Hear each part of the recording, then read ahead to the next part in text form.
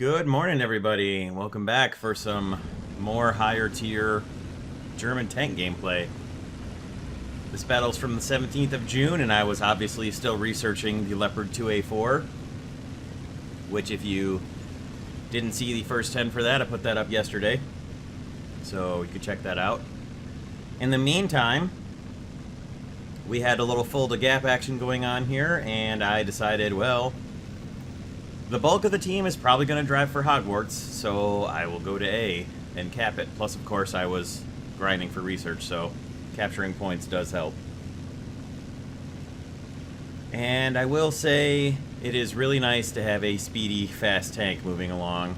And it's always lovely when you hit shift to type something and Steam thinks you hit shift tab somehow and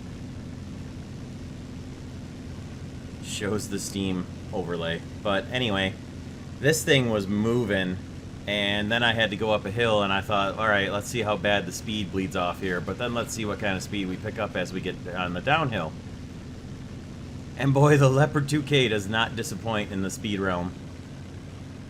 It was moving.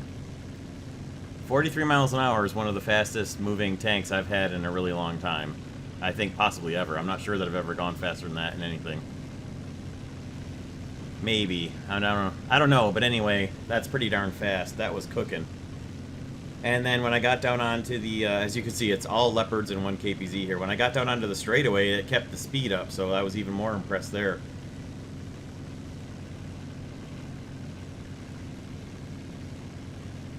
And if you look at the minimap real quick as I'm moving up to A, you can see the bulk of the team is going to Hogwarts. Now, I do have 3 guys coming with me down to the cap. And we do have one all the way out to the side as we oversteer slightly, naturally, and collide with everything and get brought to a dead stop. But that actually wasn't a terrible thing because that allowed me to get into a covered position here before I flew out into the open and got shot by somebody. Now, for those of you saying, oh my god, what a hypocrite, he isn't waiting for his team, that's on non-contestable caps, so let me just clear that up right now. Conquest, don't wait. Just cap.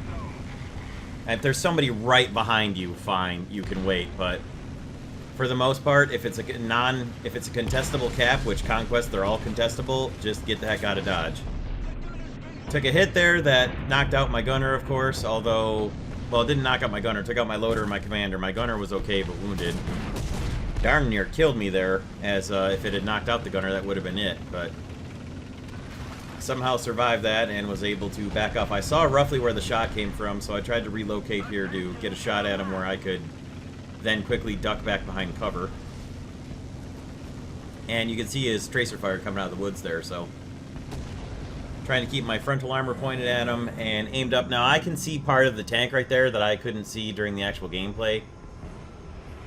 And I'm trying to guess where the shot came from, and I fired just off to the side of him. I couldn't see during the actual gameplay, but I could see the side of the tank during the replay here where I'm narrating it, but that's also because I know what the enemy tank actually is.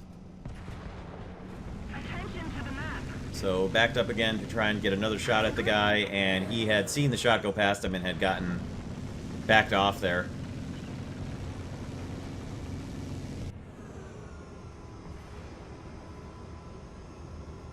There's quite a bit of cover that can back down behind there. I just shot a tree down to basically mess up the guy's shot and then moved forward again to park.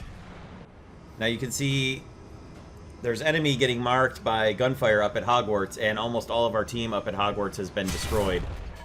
So again, I have a fundamental disagreement with people on this map about the value of Hogwarts. Sometimes it is the objective.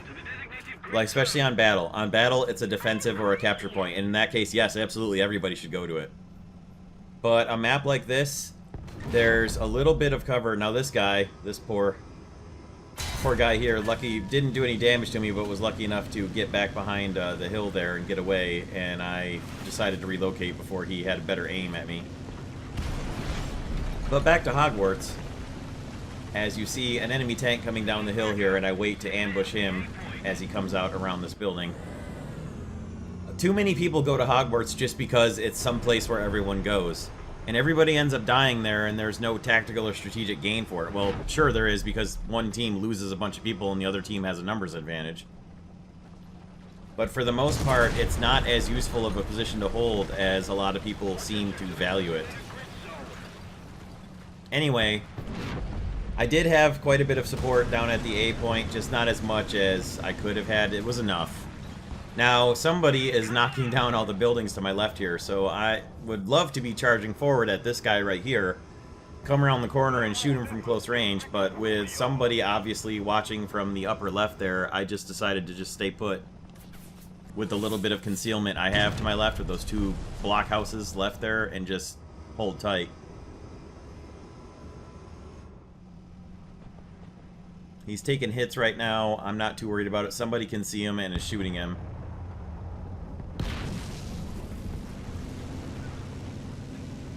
And then he gets hit and destroyed, and it probably was the T-64B that just got taken out.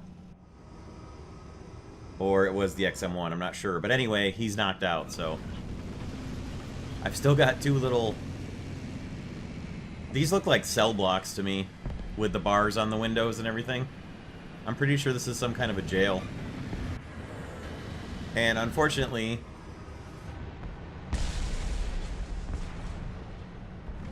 this guy over here, this T-64, is going to distract me from my random squad mate behind me getting shot, which I don't notice until too late.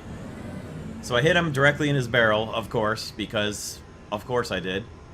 He gets set on fire by someone. I wait, trying to get another shot into his turret, and this time I hit his barrel and his breech.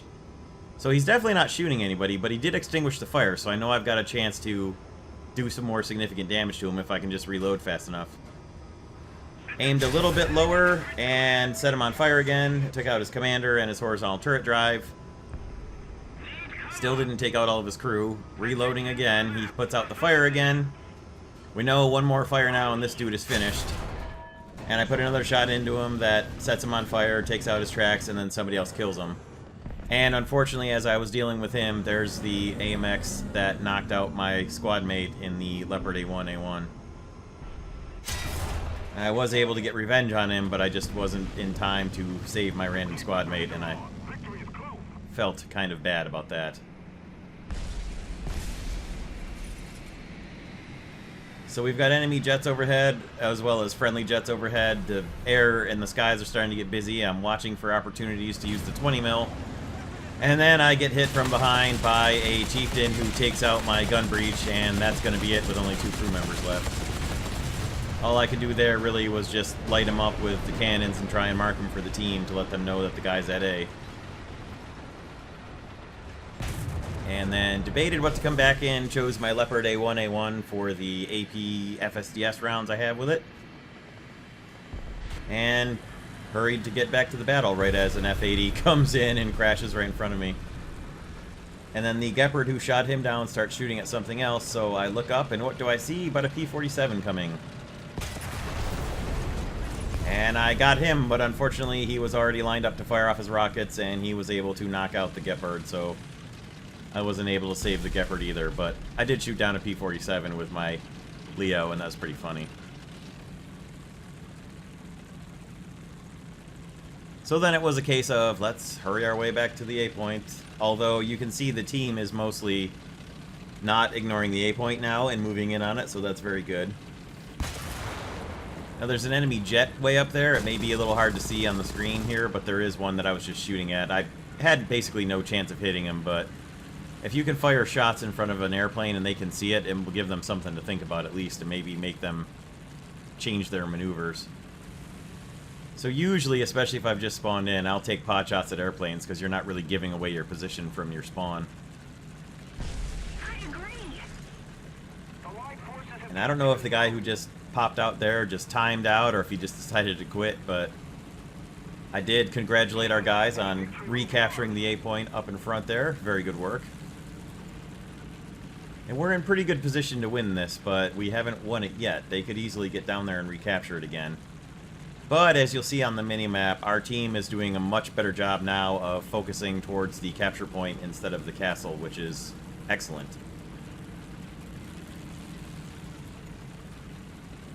And the A1 gets pretty fast when it's going down the hill, but I couldn't keep the steering quite as clean with my Leopard A1 as I did with the Leopard 2K, so I bled off a lot of speed in the turns there due to too much steering. But still can move pretty quickly once it gets on nice level terrain with some paved surface. The A1 can actually move along pretty well.